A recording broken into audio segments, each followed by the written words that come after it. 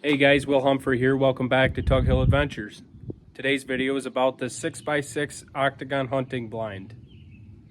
So on this 6x6 Octagon Hunting Blind, there's 4 vertical smaller windows that are about 10 inches wide and 34 inches tall, I believe. And then there's 3 of the bigger windows. You know, if you're an archery hunter and also a rifle hunter, this blind would be perfectly ideal for you because these windows are ideal for your bow, and these windows are a lot bigger, a lot easier for a rifle. And I kind of offset these so you could set your rifle right on here and still have a good rest.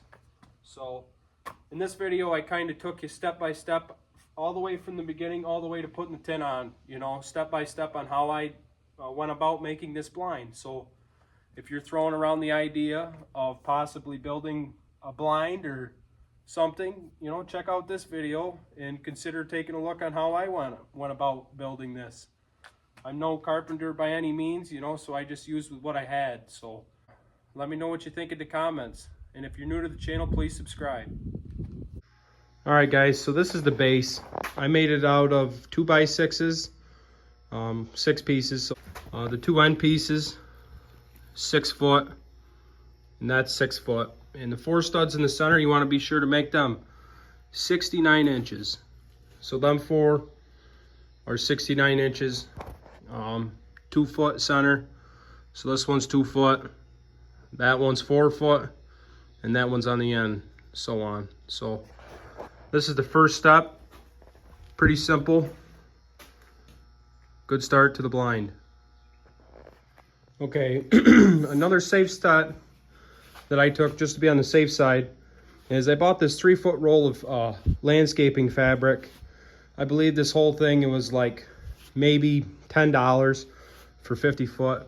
And what I did was I just cut some small strips and laid it on the studs where the plywood is going to set. My reasoning for that is you screw the floor down and stuff, you know, it very well could squeak a little bit. So I thought maybe this little fabric here where the stud meets the plywood could help resist that squeaking noise if there is any. All right guys, the next step is putting the floor on. You're going to need 2 pieces of plywood for this. Like I said before, I put the fabric on the studs and then just laid the plywood up on top. It's seamed together here. I put quite a few screws in it just because, you know, you figure the more secure it is, the less chance it is to squeak.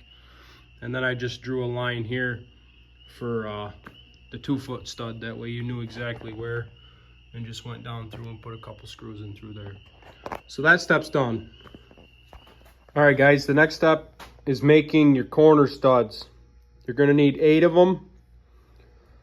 You're going to need 2 of them 77 inches, 78 1/4, 82 3/4, and 83 5/8. All I did was I took a 2x4, set it to 2 inches in the center at a 22.5 degree angle, and ripped that 2x4 down the center, and then just turned it around and put 5 screws from here down, holding them together, and they're pretty sturdy. So that's the next step for assembling the corner studs to your Octagon hunting blind.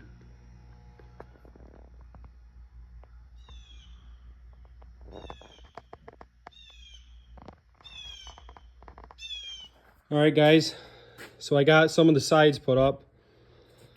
So for the sides, the low angle, you're going to use your 78 1/4 stud that you made.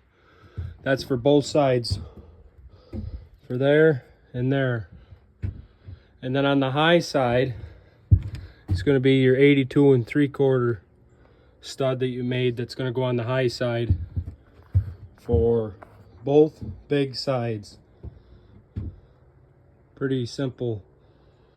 Another thing I want to add, I don't know if I told you guys or not, but you want to measure 12 inches on your base on each corner and cut that out, because once you put your short wall on, it's going to slide down flush up against this. So it's going to be right up against this and sit here flush. And then those pieces that you cut here, you're going to put them back on once you're done. Okay, now we have our back wall up. For this, it goes on the short side. See how it's short? Same on the other side. Short. This is the short side. You're going to use two 77-inch studs that you made. And they're going to sit flush with the corner. Same on the other side. One thing I did when it was on the ground, this is where the center rafter is going to go. So I cut that out when it was on the sawhorses. That way, a lot easier than being up on the ladder. That's dead center too. So there. 3 sides on. Time to tackle the small sides. Here we have the small sides. You're going to need 4 of them. They're all 17 inches wide. I just made a small little window here. I cut all these windows out for the small sides on the sawhorses because, like I said, it's a lot easier to do it here than it is up in the air. I just used my skill saw, and then I used a sawzall to finish it off. But I'm no carpenter, that's for sure, so I'm just making do with what I have. I got my angles right. Up here, there's these 2 are for the high side, and them 2 are from the low side. For the short side, it's 78 1/4 and 79 inches. And for the long side, it's 83 3/4 and 84 3/4. That's the height from the bottom up to the top for each one. So we're gonna go ahead and install these and see how it looks. Well, we got the high side windows in, the small ones, or small sides, I guess. You just want to make sure it's flush on the inside to here, and you got a good base to screw to here. So basically I just lined it up, made sure that there was no gap here, and when I'm all done, what I'm going to do in this gap here is just run a bead of silicone or caulk to make sure it's airtight. One thing you also want to do is make sure it's flush on top. Same thing on this side. No gap. And make sure it's tight on this side. Well guys, as you can see, we got the short side installed too. Basically it's the same exact thing as the front. Again, you just want to make sure you're tight here. And one thing too is if you're a little short, if it doesn't quite sit on the bottom here, your floor base, it's fine. As long as it's below the floor, because water can't seep up in there. Water's just going to run down. You just want to make sure that you're flush up on top. That's all. That's the biggest thing, so your roof sits flat. Well, next step is applying your roof or your rafters. For this, you're going to need 2 pieces, 72 inches long, cut for your inside rafters, I guess.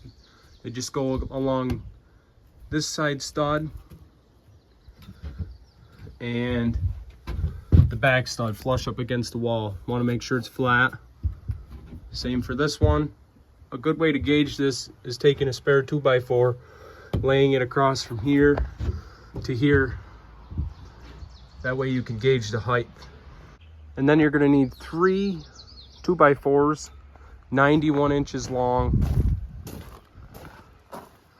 91 inches long, and then 91 inches and 3/8 up at the top. That gives you a 6-degree angle. That way, this sits flat, front and back, both the same.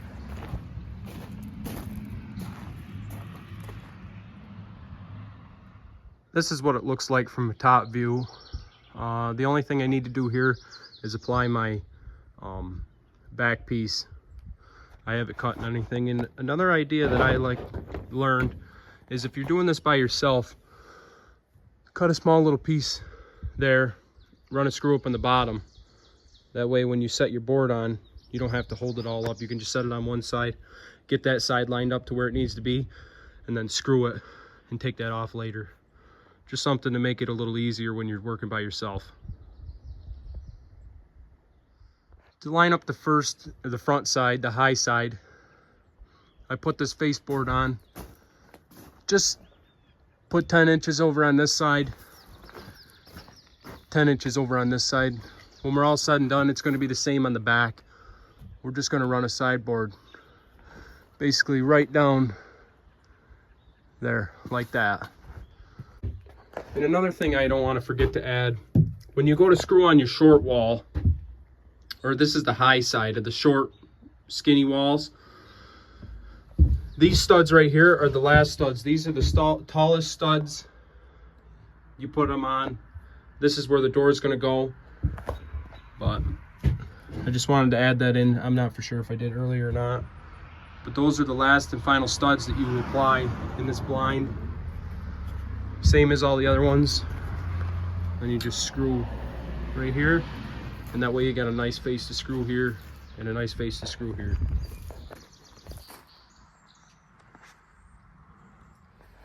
Well, as you can see, I've started assembling the door frame. I have a 2x4 on that side because that's going to be the hinge side. So I wanted that a lot more beefier than this side. And then this is just the side where it's going to latch. So I just took a 2x4 and ripped it down the center. And I'm going to buy some corner brackets to brace that and the stud to the corner or to the floor on all them there. That way it's braced more. It's pretty secure with the screws in through the side to the base. But yeah, that's the door frame so far. Okay, well, your first step is you should have a 12-inch piece left over from when you cut the short wall off. That piece I put up here, and I notched out the stud so you could slide it up, and then I put my screws in there. Then I went through on the inside, and once it was screwed up there, I just took a pen and I marked out where I needed to cut, took it back off and put it back up there. Then your two 14-inch pieces that was left over from the short windows, making that out of the 2 pieces of plywood there. Then I marked them the same way I did that one up there. And then I just had them come down, not quite to the very bottom. I left them up about a 1/2 inch to 1 inch on each one, because if I want to use the skid steer with the forks under it, I didn't want to have that down low enough where it'd peel it up back if it was, you know, with the forks. And then I just cut this small little piece here and put that in there. And that's pretty much your door frame. Now it's time to assemble your door or put your roof on. I finally got the door assembled on there. I just made the door out of plywood, and then I used 3.5 inch hinges. That was probably $12 from Lowe's, but I just used a spacer here to make the hinge flat. That's just 1/2 inch plywood, and that screws to your 2x4 on the inside. And then I just made this shed door handle. I drilled it in the wrong place the first time and made a little more support across the top. I just ripped the 2x4 down and across. I got to put another one there eventually. I got about 1 inch overhang up on top, and then I got about 2 inches on the bottom. This is your roof. I put my end boards on there. You're going to need 2 sheets of full plywood, 4x8. And the reason I did it that way is because it's just so much easier to do by yourself. We got a little bit overhang here, and I'm going to lay down some landscape fabric on top, and then I'm going to lay my tin down on top of that. I'm going to leave it out about 2 to 3 inches on each end. But very simple. Just squaring it up is the hardest part. And that's the roof. Well, kind of rainy and crappy today, guys, so decided to do some interior work on the blind. We got the roof on, so started painting some of the backside. Had some leftover spray paint, so I just threw it on there quick, but I got a brush. We're gonna put some paint on there, and now I started to do some interior work. We got some of the windows framed up, so I guess show you the steps to this. As you can see, I just took like a 2x4 and ripped an 1.5 inch chunk. Same for here. I kind of used, you know, what I had, so I just pieced together a piece there and up top and there, kind of just to make it beefier. What I'm going to do here is I have some garage door weather stripping that I'm going to put on here. It's got that rubber flap, probably 2 inches long here.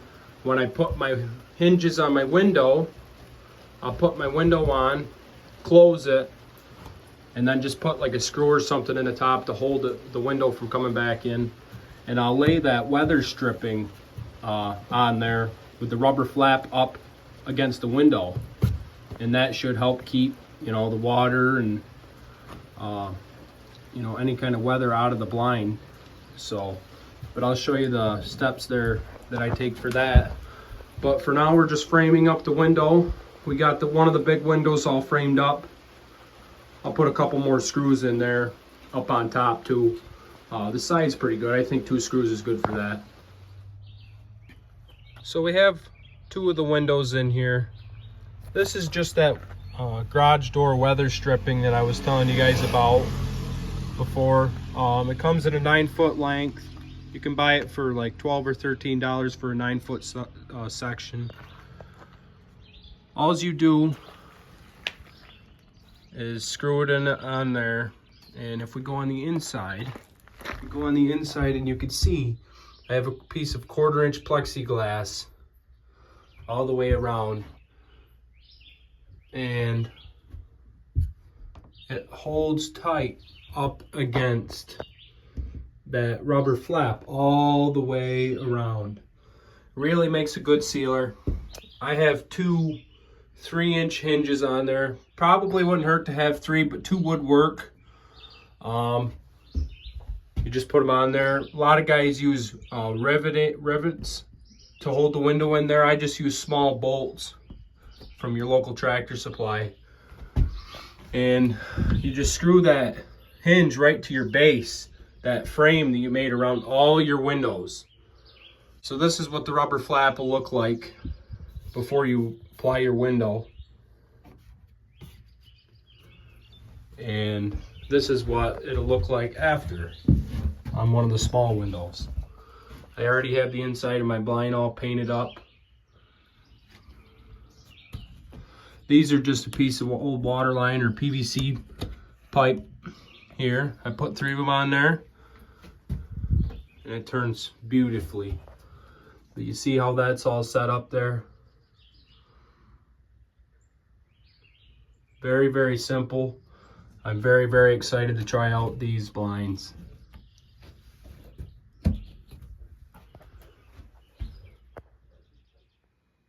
So I got it all stained up and the inside's all painted. I got 2 of the windows in. I'm gonna do the rest the same way that I demonstrated. So let me know what you guys think. I'm really excited. It's going to be a good hunting season. I'm gonna try to build another one of these yet. So yeah, let me know what you guys think in the comments. Please like and subscribe. I'm very excited. And I hope you guys have good luck if you decide to build one. So like and subscribe. Thanks for watching.